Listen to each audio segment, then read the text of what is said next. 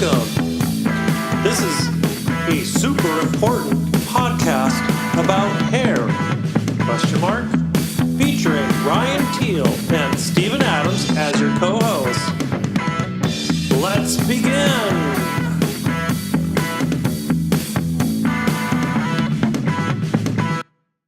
So I have a question. Oh, you got a This one question? is from, this one is from Desiree_hairstylist. Oh, yeah. Do you think the increase in salon suites, independent contracting, is just a trend, or do you think the future will be increasingly independent? I have my opinion. I'll let you start. Okay, you really want to hear my opinion on it? All right, Yeah. here's my opinion on it. I think they're here to stay. But this is not the first time in my career that I've seen them. They were really big and really started in the 80s. And in the 80s, that late 80s, early 90s, the booth rental system and the whole suite style salons was huge. It really started out growing, and there was a lot of walkouts of a lot of salons, and people all went to them. But come around like the mid 90s, early 2000s, they weren't getting the support or the need or the leadership. As we were talking about earlier, hairdressers are really passionate people. They need to have something to be passionate about. And because of that, they have to be like pushed just a little tiny bit. And when you're by yourself, you don't always have that push unless you are one of those remarkable people, which there definitely is. There's lots of them out there that will grow into something else. So I think that it's always going to be here, and it's going to be here more than it was in the 90s. But I think we've reached its pinnacle. We've reached that peak of that pendulum, and it's starting to swing backwards. And my prediction is in the next like 5 to 10 years, you're going to see a little less of it and a little bit more of an uptick with employee-based salons again. What are your thoughts there, Ryan? I know you're like dying to say something. No, a lot of it I agree with as well. I agree with a lot of that as well. One thing I do want to touch on is the whole, you're locked in a cubicle by yourself. That's like homeschool kids, man. Like, I don't know if I could do the salon suites, because I would be that weird homeschool kid that like, hey, what are you guys doing? Can I come and hang out? Because like you aren't with other hairdressers, and we're pack animals. We have to be with other hairdressers. I think that, yes, it has been around for a long time. I think that it went on the upswing, and I think it's going to continue. And I think it's going to continue to get stronger. And I think that we have seen I think the American dream of the American hair salon, the 15, 20, 30 chair hair salon, I don't think that's the American dream anymore. I think that Damn, because like, I have one. but I think that they're drying up, and I think it's okay. Yeah. It's okay that they dry up. I think that it's nice to be, getting a little smaller. I know that if I was to open a salon now, it would probably only be me in it. Like I don't really know if I would ever want to have a bunch of employees again. I've had a bunch of employees. I've had a bunch of salons. I had a small chain for a while. And I, nowadays it's like, if it was up to me, I would move back in with my mom. Mom. Yeah, totally. I would do that in a heartbeat, because, and again, I've been quoting Gary Vee like a freaking son of a bitch, but I mean, we spend so much money to buy crap to impress people we don't care about. And I feel like the hair salon was that. They were but not all of them. There were some that were run very well, and I know that yours was as well. But a lot of them were like, I'm going to open this 15-chair salon, and I will be broke in a month. Right. Hey, we got a couple of questions here. First, Adam Federico did chime in and says, unless the IRS comes in and cracks down, it's here to stay. The entire industry seems to be at a shifting point, or shifting to support that type of business model. And the industry is. I think it's totally true. It's totally changing. Oh, yeah. Everything from manufacturers. Like, sometimes I really don't even want to send my employees to a class, because they're really talking to them about being independent versus as a team. But at the Mhm. same time, I still think it's really important for them to go to those classes. I think it's really, really, really important. But Cheryl has a question here. Um, she is fully booked, and now so many haircuts that have driven down my average ticket to half of my regular average with my color clients to get in. How do I fix that? As a temporary solution, I've designated the times for color only and times each day for only 3 haircuts. Any suggestions? Oh, so what she's saying is she's so busy that she's got more haircuts than color, and because of that, she's not able to get her color clients in because the cutting clients are filling the books. This is a great problem to have. Yes. How would you solve it? I would solve it by raising your haircutting prices. I mean, in reality, so a haircutter's never going to make as much money as the colorist ever. I never made as much money as Deanna, but it didn't matter because we had joint banking accounts, so it didn't really matter. But I would say that if it's driving down your prices, I think a designated day is okay. But on the other hand, a lot of times people want to get in on the same time. You know, they get their color done, they want their haircut done as well. So really, just raise your cutting prices. I mean, if that's the issue, just Yeah, raise. I would definitely do that. I'd raise your color prices. Or the second thing I would do is I would be hiring an assistant to get it to be doing my color. Like I start the color, they finish the color. Yeah, You gotta start training your assistants to be replacing you as the color so you can just become a hair cutting machine. Yeah.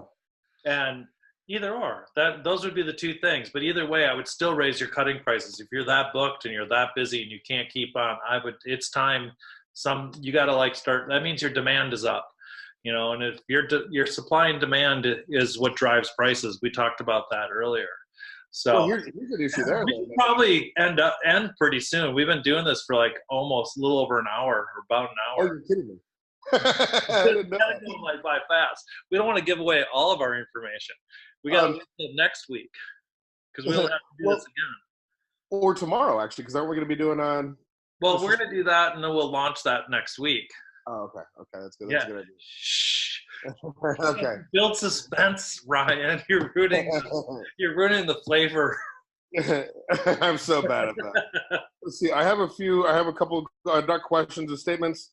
I wouldn't be able to get inspired. I have to be inspired by my coworkers. Yep. I was just thinking Gary V. Hell yeah. Right on, Stephen. Supply and demand, drive up the price. Not a problem at all. Not a bad problem. So yeah, I mean, I think that I actually think that we probably should wrap it up as well. But I do have one, not issue necessarily, but I've been running into this a couple of times with just friends in the industry who want to get out of either doing color or get out of doing cuts in general, and they want to get into more specialization, which, to be honest, I come from the era of specialization. That's all I do is cut hair. I don't do any color. I started as a specializer. Did you? Yeah. I'm afraid of doing color. Like I understand it, but I mean I always get stuck and all that kind of stuff. So I'm never gonna do it. How would you go about saying somebody so I have a really good friend of mine, Thingy, out of I think it's Massachusetts. No, it's DC. She is just a colorist, but she's not married to she wants to be just a hair cutter, but she's not married to a colorist. So she's like, well, how do I get out of doing either corrective colors or tougher colors? Like how would she move out of that? Well, it's pretty simple. It's like, if you don't want to do something, charge more. Yeah. Like, well, or or it might backfire and you'll end up like with just more of it because they're like, ooh, they're more expensive. So therefore, exactly. Yeah. You have like the 50-50 chance of that. You know what? I mean, for me, this is why I love working in a team environment with a large group of people and as a stylist, because I don't like project hair. I mean, everybody in my salon will say, Stephan doesn't like project hair. I can do project hair. You've seen my work. I've done it. I do it at shows. I do color. I actually really do like it, but it's not the best use of my time in the salon. So when I get a consultation for corrective and like long-term color, I always know who's my best people who are passionate about that with my team. And I always pull them in, recommend them, introduce them to the people, and let them take over. And this is one of the things that's really a huge advantage of working in a team scenario versus by yourself. Now, if you are working in a scenario where you're by yourself, then you need to build a team around you that you can refer people to. So you can start to like change that way. You got to have like, you got to have some kind of support, no matter what. You were saying about it before. It's like, even if you're in your little suite, people are still going to come in and they're still going to pop their head in. What's going on? What's going on? Yeah. So I think that's really good. Should we wrap it up? Karen Keller says, "Oh, Stephen, I have so much to say about what you're talking about." Well, what do you got to say? Actually, we're running out of time here, but we will be, this will be up on our podcast. Yeah. We finish it right here? I think it'll be good. The super important podcast about hair? Yeah, a really important, a super important podcast about hair. Yeah. I did put the very first one up on YouTube today.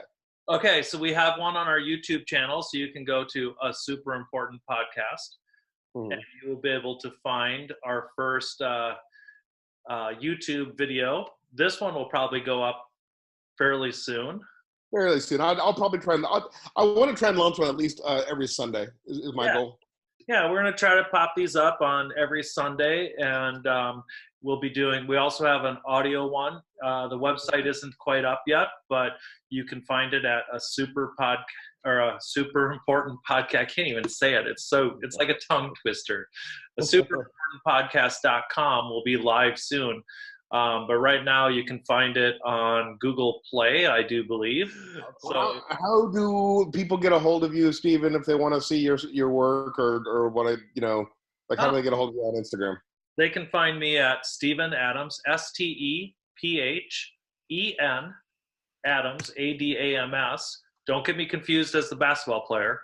Hair, Hair. So Stephen Adams Hair. And you can find me on Stephen Adams Hair on Instagram, on Facebook. You can look up StephenAdamsHair.com for my personal website.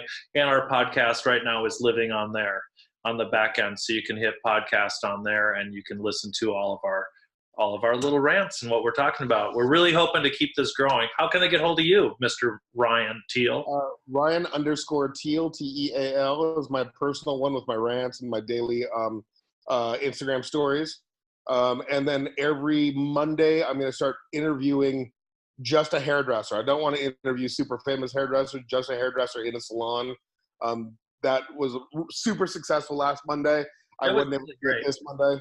But I really want to do, I even want to do like beauty school students. Anybody that wants to just talk with me for like 30, 40 minutes, that's kind of my goal. So that's Ryan_Teal. And then I have a curated Instagram now, which is called Just Hair Original, which just posts other people's work of, just stuff that I like online. And I like celebrating, what hairdressers are doing, and I don't feel like we celebrate each other enough. So that's me just celebrating and stuff enough. Thank you so much for posting one of my pictures too. Oh, I love it. I won't post it if I don't like it. So that's why I did post it. And then I also have one called I Am the King of the Road, which I haven't really developed yet though, but that's my travel stuff. So that's like me, on the road and like, me like walking down in my underwear in a hotel lobby to go get a cup of coffee and stuff like that. So sounds like a good time. I've done that, and I actually almost got kicked out of that hotel for that one. Yeah, they probably don't really love that when you do that. One other thing, if you want to look at my salon, is Moxie Hair Salon and Moxie Advanced Academy. I have an advanced academy that once a month we do hands-on education. So in case you're ever interested in hands-on education, got to put a plug in, right? Sure. Do you? No, not at all. Not at all. You're Please like, do. I'm going to cut that one right out. No. And then also, you're going to be at ABS Chicago, right? I'm going to be at ABS Chicago. So everybody stop by the Arojo booth. That's where I'll be at the ABS. I'll be running around, and it'll be super awesome to see everybody. Are you going to be at Premiere as well? I'm not. I'm super busy this week. Are you going to be at Premiere this year? I will be at Premiere in some form. It's not solidified how yet. Okay. I am going to be at Premiere. We will be doing live podcasts, hopefully, and our super secret guest host said that they are totally interested in doing it at Orlando as well. All right. Yes, that's something that I won't let that one out of the bag. Yeah. And then IBS Las Vegas. Are you going to be there? I don't know yet. Okay. I'm definitely at IBS Las Vegas. I'm doing a hands-on. I'm doing a motivational talk, and I'm doing a demo. You know what's interesting? That's the only hair show I've never been to. It's a good one. I like it a lot. I kind of want to go. It's like right around my birthday, so it could be a really fun one to attend. Well, let me know, and I'll see if I can maybe get you a room. All right, that sounds awesome. Well, peace out. Yes, talk to you guys. Goodbye. Hold on, let me turn this around so I can say goodbye to all my fans as well. All right. Or whoever. Oh, hold on. There you go. Goodbye, you guys. All right. I'll see. Peace.